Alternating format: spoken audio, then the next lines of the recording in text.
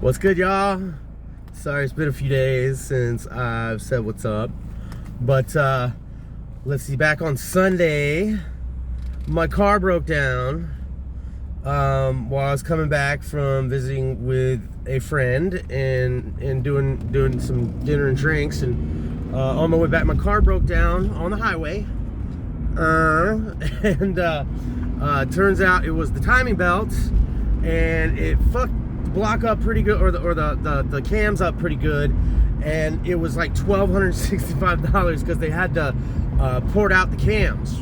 And yeah, I wasn't prepared for that one. Let me tell you what, that pretty much zapped all my savings. It left me with a few $100s, but you know, I guess it's just motivation to get gainful employment a lot faster. You know what I mean? Like, I'm not too worried about it though. Like, I wasn't mad about it or nothing, because you know, it's all part of life. And at this point, I'm taking what comes to me, and I'm trying my best not to complain. You know what I mean?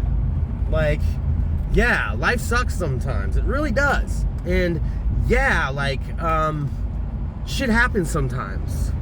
But, you know, we're all struggling under late stage capitalism, and we all got to survive the best way we know how.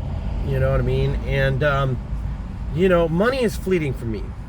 Like, you know, it's important to me that I get a job and I can pay my bills, put a little aside so me and Case can do something fun a couple times a year. Like, go see Grandma and Grandpa once a year and go on a vacation once a year. I mean, that's not too much to hope for, you know, but I'm not trying to hoard my wealth. I'm not trying to make my money work for me, as a lot of capitalists would do, you know. Money comes and goes. And, you know, so I didn't have a problem spending that money just now because, you know, it's something that needed to be spent. You know, I got a service that I needed done, and I have no problem paying the workers who worked on my car the money they're asking for. You know, and it's just another case of capitalism. It's another case of capitalism rearing its ugly head, and the only difference this time is I was prepared for it. I had money in the bank, and I was prepared for it. You know what I'm saying? Like, and now, you know, excuse me, I gotta merge real quick. For those of you who haven't been to Portland, the 5 north of the Morrison Bridge is kind of a pain in the ass. Sometimes it's like a parking lot, and you know, most times it's moving about 25 miles an hour. But that's neither here nor there. Yeah, it's the only difference between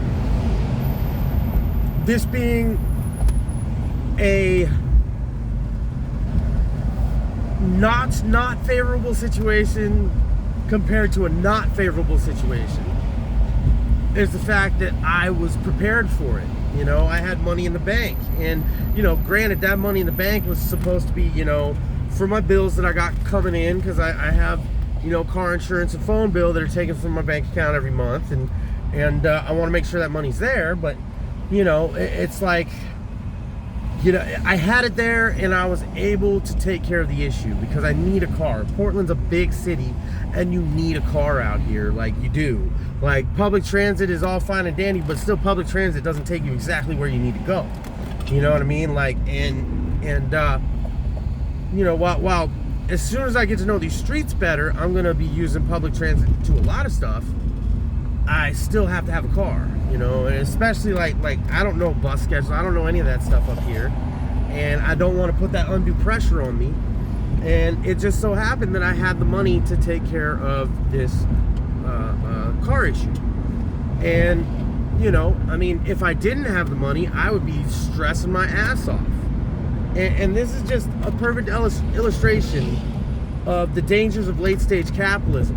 Like, most people in the United States, most people around the world, they're well, especially in the United States, because the United States is fucked. You know, we don't have that extra $1,300 laying around to take care of a broke down car or a medical bill or, you know, something of that nature. And it's like, you know, while that money was for something else, I had it available, and now I can worry about those bills when they're pulled out. My insurance pulls on the 11th.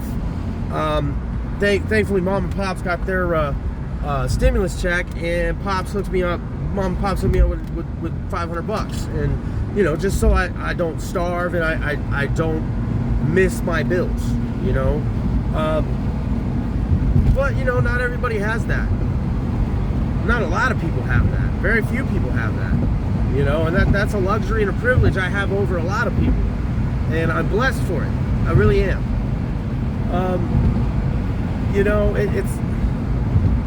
it's sad that most of us have to choose between medical copays and electricity for the month, or you know, like for example, say I get a job and I get insurance for my job, and I'm paying $125 a month for my end of the insurance. But still, you know, I go to a doctor's appointment, that's a $15 copay. And they send me to a specialist, and that is a $50 copay. And then I have to get an MRI, and that's a $250 copay, where, you know, that $125 a month turns into, you know, what, $315, just like that. Plus the 125, you know what I mean? Like it's a sick, sad world that we live in, you know, and I'm gonna keep doing my best to extend the reach and expand the human presence of the Communist Party. I'm gonna continue everything I can to spread awareness about socialism and communism. I'm in a city now that has a lot of direct action, and I'm already joining orgs. I am, you know, I'm in a really unique situation where, you know, I can actually start, you know, really practicing the things I preach, and I'm excited about that. You know what I mean?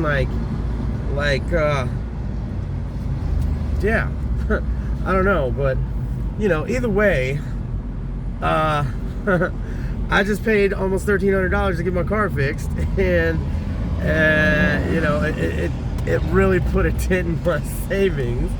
But I mean, you know, it is what it is. Given my situation, it's not going to hurt me too bad. And I find that if I focus on the negative, I tend to overlook the positive of the situation. You know, the positive being that I still have a car, that, you know, I can go to job interviews, and I can go to work, and, you know, whatever else, go grocery shopping, do whatever I need to do. And, you know, it's just sad that most of us, at least most of y'all that follow me, wouldn't be able to swing this, or would swing this and it would break you, you know? And given my situation, you know, it didn't destroy me, but, you know, but for the will of the fates, right? I mean, straight up, like, you know, if the situation was different, I would be having, almost missed my exit.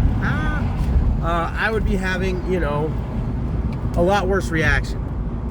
And, you know, it sucks that it falls on us as the proletariat, as consumers, as people with cars that break down, that we have to temper ourselves and our reactions to it when it has nothing to do with us. You know, like, cars break down, sure, but, you know, I mean, usually when they break down, people cannot afford to fix them, you know. And I feel very blessed that I was able to do that I was able to fix my car, because, you know, it would be a lot different story in this city without a car and a 12-year-old kid, you know what I mean? But I don't even know what the point of this was, but somebody asked me to do a longer video, so I'm doing a longer video. So I am doing a video from where the shop was that my car was at, all the way on the drive back to the place I'm staying. So, but yeah, like, I don't know. Like, I'm up here in Portland, and it seems like the cops have given up on harassing homeless people, which is wonderful after coming from Albuquerque, where the cops make it their whole ass personality to fucking torment and torture homeless people.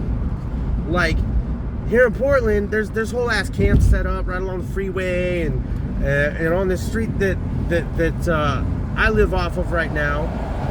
There's a lot of spots where folks are where houseless folks are out camping. You know what I mean? Like, and like they've got their shit together, you know, and that's pretty cool to see. But once again, it's sad that we live in a system that this is perfectly fucking normal. It's sad that we live in a system that we're celebrating the cops not torturing homeless people. Like if that's the bar, it's incredibly fucking low. You know what I mean? Like, I don't know. Like for example, okay, so up the way here, you'll see it a little better when I get a little closer, but I'll try and zoom in. Oh, right there. See, that's somebody's camp, you know, and like there's lots of places along here like that. And you know, while I'm super stoked that the cops haven't knocked their shit down or taken their shit or thrown it in the trash or anything like that, I'm sad that makes me happy.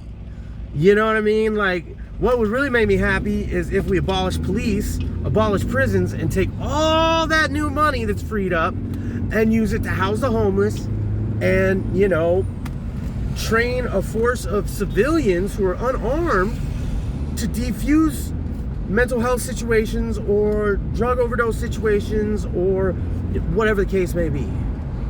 Like, and no, I mean, that's too easy, right? That's too fucking easy, and there's no fucking money in it. There's no, you know, there's no money in kindness. That is capitalism for you right there. You know why capitalists are so cold-hearted and cutthroat? It's because there is absolutely no money in kindness. And it's sad, like I'm still kind either way, even though there's no monetary gain from it. You know, and the material conditions have gotten so bad at this point that you know, you almost can't be as kind as you want to, because you're looked at as an enabler if you're going around like handing out fucking, you know, warm socks and hand warmers and bottled waters and money to homeless folks, and you're looked at as, oh, you're enabling them because they'll just spend it on drugs or alcohol. You know what? Let them spend that money on drugs and alcohol. Clearly, that's the only escape they have from the hell that is late-stage capitalism, because late-stage capitalism has already chewed them up and spit them the fuck out. You know what I mean? Like, I don't know what else to say about it. Like, and besides, I'm almost at the house. So, anyway, y'all, solidarity, comrades. I got my car back. Yay! Anyway, y'all have a great day. Love y'all.